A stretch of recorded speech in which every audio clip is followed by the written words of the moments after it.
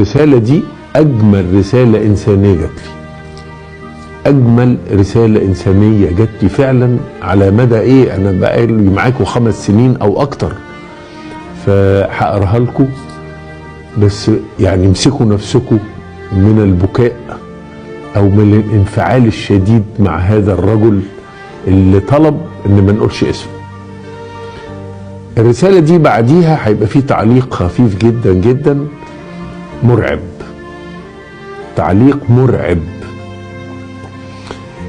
صاحب الرسالة بيقول: بمناسبة جبر الخواطر حابب احكي لحضرتك موقف، بس يا ريت ما تقولش اسمي. ما قلناش.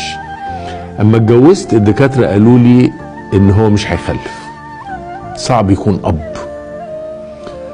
وفي يوم وانا راجع البيت قبل رمضان حد اداني شنطة رمضان، كنت فعلا محتاجها، وكانت ظروفي المادية مش قد كده وقتها، يعني الشنطة كان هتنفعه جدا. ولما وصلت عند البيت لقيت حد جاري بيقول لي في واحد ظروفه وحشة واحنا بنحاول نجمع اي حاجة ليه، وطبعا ما كانش معايا اي فلوس وقتها، وما كنتش املك غير الشنطة رمضان دي اللي خدها من واحد.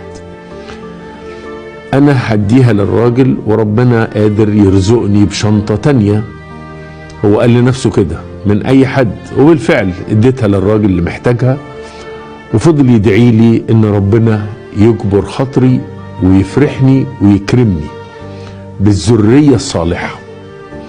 بعد مرور فترة زوجتي تعبت، رحت اكشف عليها، لقيت الدكتور بيقول لي المدام حامل. ما كنتش مصدق نفسي من الفرحة، وان ربنا عوضني وفرح قلبي. حد قال لي اكيد انت جبرت خاطر حد، وعشان كده ربنا جبر خاطرك. وقتها افتكرت الموقف ده، وربنا رد لي الجميل بتاع الشنطة. يعني رسالة فعلا مرعبة. جبر الخاطر ده انا اتكلمت عليه انه انقذ حياتي انا